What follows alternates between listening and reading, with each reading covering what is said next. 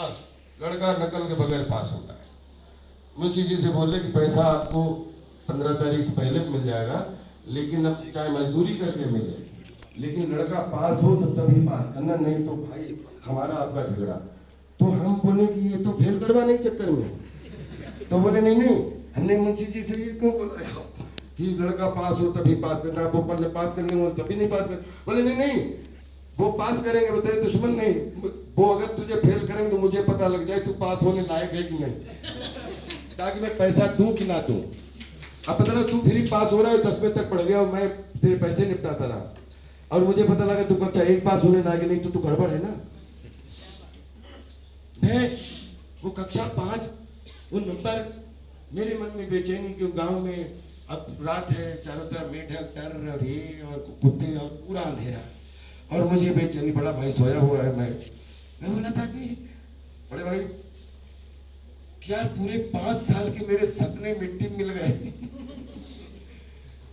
तो कोई, मैं अपने आप से बात करता था कि पिछले 5 साल से मुझे ऐसी गलतफहमी थी कि मैं स्कूल का सबसे रिस्पेक्टेबल बच्चा, क्योंकि जब आए सर बुलाए, चलो चलो बच्चों प्रार्थना के लिए आओ, राजपाल आ गया आओ, चलो चलो बेटे आजा चलो आजा चल बेटे, राजपाल आ गया, राजपाल आ गया। तो 5 साल तक जब मैंने हमसे मत बैठना, हर टीचर जानता है अपना नाम से। कक्षा 6 के वो नंबर पाने की ललक, जिसने नंबर तो मिला दिए, लेकिन मुझे मेरा दिमाग खोल दिया पूरी जीवन के लिए कि अरे अरे नहीं भाई, कोई इज्जत बेइज्जत वाली बात नहीं है। वो तो क्या है, सुबह सुबह प्रार्थना था कि टीचर सब बच्चों को देख ले तो सबसे छोटा आगे, उससे बड़ा पीछे, उससे बड़ा पीछे, उससे ऐसे हाइट का कॉम्बिनेशन बिठाने के लिए ये मुझे आगे खड़ा करते थे। गलत फहमी थी ना, मुझे लग रहा है बड़ी इज्जत है, मैं पीछे खो जाऊंगा, सीखूंगा नहीं। इसलिए टीचर, मैंने अपने टीचरों को धन्यवाद बोला सुबह 4-5 बजे, जबकि उस समय मैं खुद का गवाह हूँ, ये बात 11 साल का था, 30-35 साल की बात हो गई, लेकिन मुझे वो बात आज तक याद है। मैंने सुबह 5 बजे संकल्प लिया कि थैंक यू टीचर, आपने आगे खड़े होने का मीनिंग समझाया मुझे, क्यों आगे खड़े होने के लिए आपका दिखना जरूरी है, और दिखने के लिए आपको आगे खड़ा होना जरूरी है। तो अगर मैं मतलब फिजिकल से पीछे हो जाऊं, उसके लिए खींच के आप हमें आगे करते हो, तो आज से कसम खाता हूं कि इस हाइट की फाइट को इतना बड़ा करूंगा कि जीवन भर आगे ही खड़ा होगा।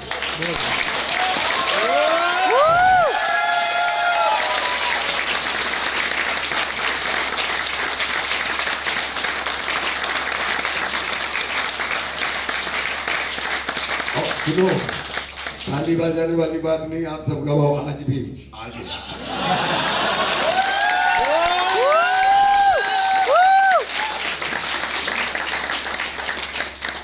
नहीं, ये सोचना विचार आना बहुत बड़ी बात है।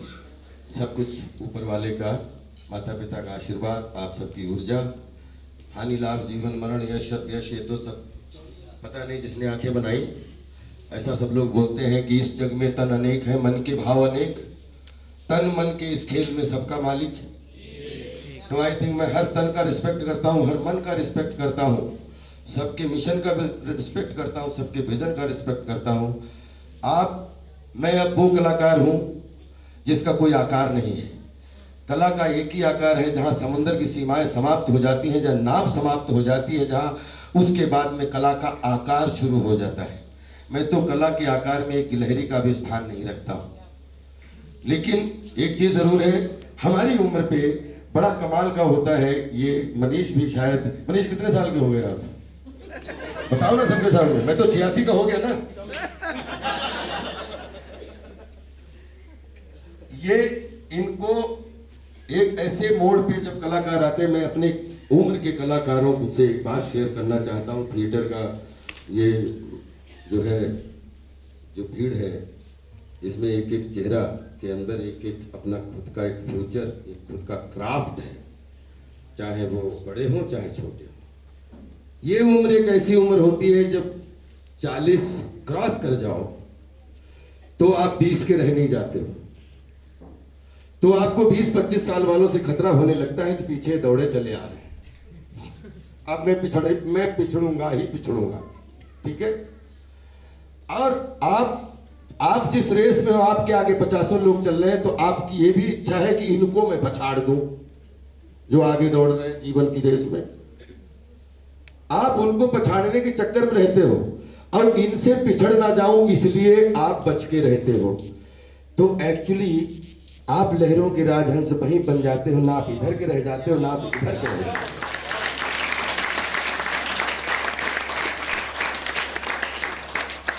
अगर राजहंस की चाल देना है अपने जीवन की लहरों को, तो जीवन में कला का रथ बनाओ। कला, अगर जीने की जटिलता को अच्छे से सरलता से जीना है तो कला को अपना साथी बनाओ, क्योंकि जीवन की जटिलताओं को जीने के लिए कला रूपी जीवन जीना ही सबसे बड़ी कला है।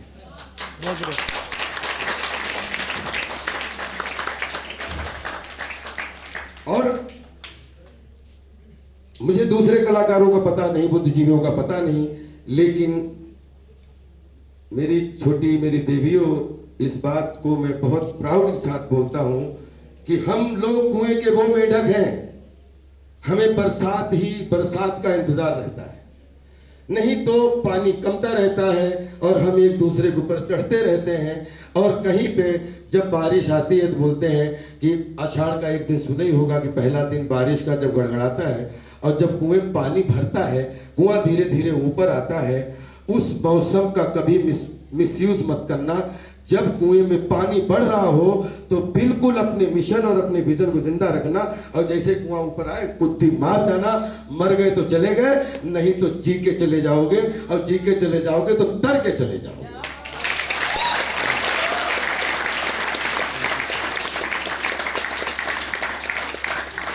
जीवन, छोटे भाइयों बहनों, अगर जीवन को बहुत समरसता के साथ जीना है, मैं हो सकता है जब कल फिल्म करूं तो मैं किसी के सामने ये बात नहीं बोलूंगा, क्योंकि यहाँ पे बुद्धिजीवियों की महफिल है ये। इसमें मैंने जो अनुभव किया है कि जिसने जीवन को बोझ लिया वो अधर में फंसा ही फंसा, और जिसने जीवन को जलसा लिया वो कितने भी अधरों में फंसा हो वो निकला ही निकला। बस आगे वाले आगे बढ़ेंगे, हम उनकी उम्र का सम्मान करेंगे, क्योंकि आगे वालों को पछाड़ के आपको क्या मिल जाएगा। जिन लोगों ने खुद एक 20 साल का अपना क्राफ्ट बना रखा है, एक बिल्डर है जो 20 बिल्डिंगें बना रहा है, आपने एक बिल्डिंग खड़ी कर दी, आप कह रहे हो इस बिल्डिंग को मैं पछाड़ूंगा, सोच ही गलत है। ऐसे वो वाली बात हो गई कि मैं ये एक्टर इतना बड़ा हीरो है, अगर मुझे मौका मिल जाए तो मैं इस एक्टर को घर बिठा दूंगा। अरे जो एक्टर घर घर बैठा हुआ है 20 साल से, उसको तू घर क्यों दोबारा बिठा रहा है? तो मेरे ये सबके साथ में आगे बढ़ने वालों के लिए मैं बैकबोन बनना चाहता हूं, लेकिन पीछे वालों के लिए मैं कोच बनना चाहता हूं। और इसके बाद मैं कहता हूं कि पगडंडियों में चाहे छाले भी दूं कि हाईवे में कभी चोट नहीं लगती, और क्रिएटिविटी पगडंडी है, उसमें रेता वो आया वो खत्म हुआ वो टूट जाएगा, लेकिन जो क्रिएटिविटी की पगडंडी होती है उसमें कोई पत्थर नहीं होता है, लेकिन कंकड़ कीले इतने बनते हैं। लेकिन जब आपने जंगल के अंदर भी देखी, पहाड़ियों पे भी देखी हो, जहाँ पगडंडी तैयार हो जाती है ना, चाहे 20 बारिश या 100 बारिश आ जाए, पगडंडी मिट नहीं पाती है। तो इसलिए आप अपनी अपनी पगडंडियां तैयार करेंगे, आगे वालों को अपन बढ़ाने की कोशिश करेंगे, तुम आगे बढ़ो, और पीछे वालों से कहोगे तुम आगे बढ़ो, मैं पीछे तुम्हें रोकने के लिए, यहां से अगर पीछे करोगे तो हम खड़े हैं, और आगे बढ़िए। Thank you so much. मुझे लगा शायद आप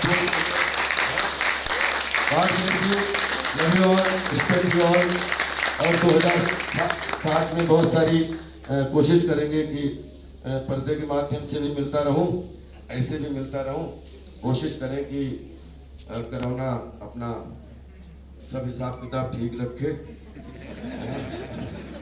क्योंकि पिछले साल जो कोरोना ने करवाया ये तो किसी 100 साल में किसी भी कहानी ने नहीं लिखा।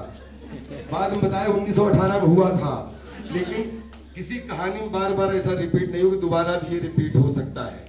तो सभी लोग स्वस्थ रहिए, मस्त रहिए, और हिसार की जनता को, हिसार के बुद्धिजीवियों को, हिसार के बच्चों को, सबको उम्र के हिसाब से, किसी को दोस्ती, किसी को चढ़ स्पर्श और किसी को ढेर सारा प्यार। और बाकी कोशिश करूंगा कि एक बार मुझे भी यहाँ परफॉर्म करने का मौका मिले।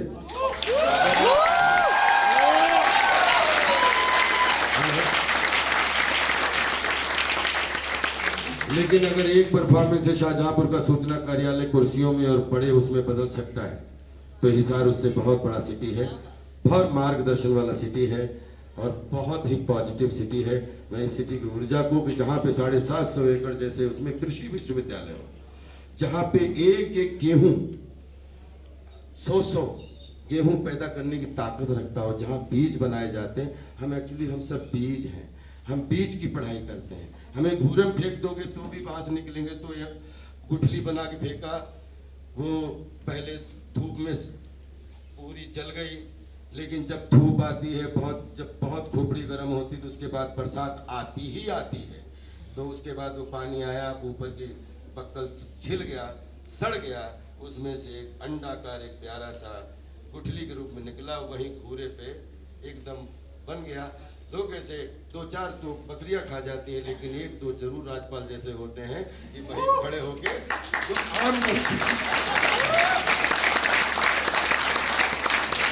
तो हम चाहते हैं कि आप कितने बड़े महान कलाकार बने, कितने बड़े अदाकार बने, कितने बड़े कहानीकार बने, कितने बड़े चित्रकार बने, ये जरूर। लेकिन उससे पहले मैं आपके लिए दुआ करूंगा, या आप अपने धूम के लिए दुआ करें कि आप क्या बनेंगे पता नहीं, लेकिन आप बीज जरूर बने। जब जब बीज बनोगे, जहां भी गड़ाए जाओगे, वहीं पे उग जाओगे और फिर वहीं पे खड़े होकर दरख्त बन जाओगे। Love you all. लाजवाब, लाजवाब, लाजवाब। हजारों साल नरगिस अपनी बेनूरी पे रोती है, हजारों साल नरगिस अपनी बेनूरी पे रोती है, बड़ी मुश्किल से होता है चमन में दीदावर पैदा। बिल्कुल ऐसी ही शख्सियत, लाजवाब शख्सियत, अद्भुत। आपको सुनना भी अद्भुत अनुभव रहा। आज हमारे लिए तालियां कम लग रही हैं, आप डूब गए हैं। क्या बात है। और अब मैं मंच पर आमंत्रण देना चाहूंगी आदरणीय विक्रम कोचर जी को। Please sir, come on the stage, मंच पर आए। और आज का दिन तो सार्थक हो गया। ऐसे पल मिलना, ऐसे अवसर मिलना हम सभी के लिए बहुत बड़ी बात है। अभिनय रंगमंच की ओर से विक्रम कोचर जी, जिनको हमने न जाने कितने आश्रम, सेक्रेड गेम्स जैसी वेब सीरीज के अलावा कितनी ही फिल्मों में और कितने ही उसमें आप लाजवाब अभिनय करते हुए जिन्हें हमने देखा है। ऐसी शय देखिए, ये कलाकारों की विनम्रता है, ये अद्भुत विनम्रता है। और मैं अजीत राय सर से आग्रह करूंगी कि वे आए और उन्हें भी अभिनय रंगमंच की ओर से स्मृति चिन्ह। लेकिन उससे पहले जो है मैं चाहूंगी कि सर कुछ कहना चाह रहे हैं, जरूर हम सुनना भी चाह रहे हैं आपको। बिल्कुल। मैं कुछ नहीं, बस एक छोटी सी चीज़ शेयर करना चाहता हूँ। जब मैं बम्बई गया था तो मुझे बॉम्बे में पहली फिल्म मिली थी, और उस पहली फिल्म में राजपाल सर मतलब उस फिल्म में लीड थे, मैं इनके ऑपोजिट था। और आज ये उनके हाथ से मिल रहा है, तो मतलब मैं अंदर से तो काफी रहूँ।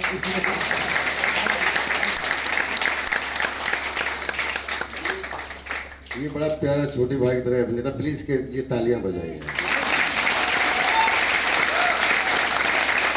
और मैं यहाँ पे जितने बच्चे हैं सबको जिसमें पसीना, ये हमारी देवियों ने, यह हमारी समझो बहन, ये छोटी है लेकिन इनकी मतलब जिस तरीके से बोलते हैं कि किचन और परिवार को देखते हुए, क्योंकि थिएटर की चुनौतियां हमें बहुत अच्छे से मालूम है। हम थिएटर जीवन भर करना चाहते हैं। हमारा बचपन से एक ही चीज़ से है कि थिएटर में से निकल के हीरे बनते हैं, लेकिन हम इसको कोयले का सम्मान नहीं देते। इस बात का हमें दुख रहता है हर समय। और एक बात मान के चलिए, हीरे कोयले से ही निकलते हैं। तो जब तक कोयले को समेटे रहोगे, हीरे अपने आप निकलते रहेंगे।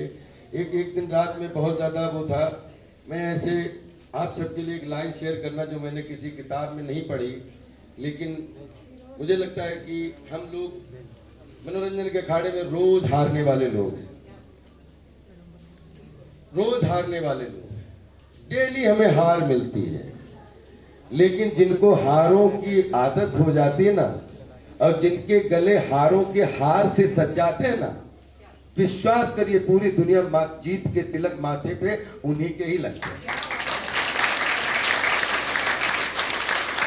इसलिए अगर आपको मनोरंजन रूपी अखाड़े में रोज गाली खानी है तो समझ लो आपका फ्यूचर बहुत अच्छा। कुछ गलत लिखोगे तभी कोई अग्रज बोलेगा यार किताब लिख रहे हो, आपको लिखने समझ नहीं, आपने शब्द गलत, स्पेलिंग गलत कर दी।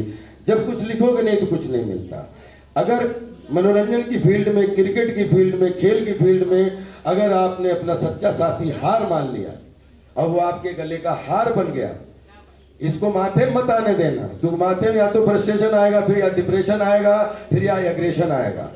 इन तीनों को मन रूपी सारथी के रूप में अपने कर्मेंद्रियों को घोड़ा बना के अगर कंट्रोल कर लिया तो विश्वास करिए जितनी हारें होंगी उसमें से जीत के तिलक। क्या बात है सर। और अब मैं आग्रह करूंगी अजीत राय सर प्लीज आए और उन्हें जो है अभिनय रंगमंच की ओर से उनके सहयोग के लिए, उनके आशीर्वाद के लिए, उनके स्नेह के लिए और उनकी उपस्थिति के लिए प्रणाम करते हुए ये टोकन ऑफ लव और हमारे अपनत्व की एहसास लिए ये शॉल, अपनत्व की गर्माहट सर आप ही हैं। कोचर सर प्लीज आगे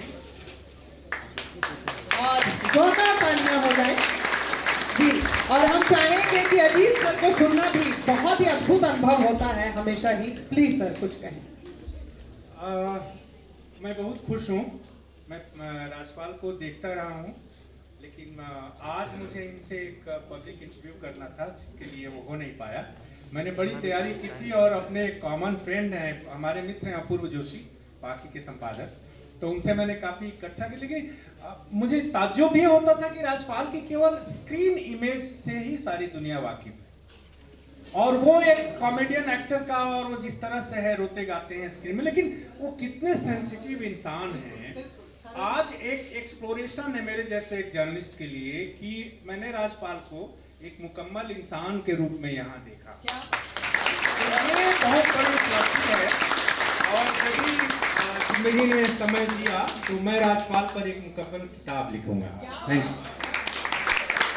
बहुत शुक्रिया सर, बहुत बहुत धन्यवाद, बहुत बहुत आभार, बहुत बहुत शुक्रिया। और आज आप लोगों ने दिन बना दिया है। अभिनय रंगमंच कृतज्ञ है आप सभी के। सर आपके साथ तस्वीरें होंगी जी। और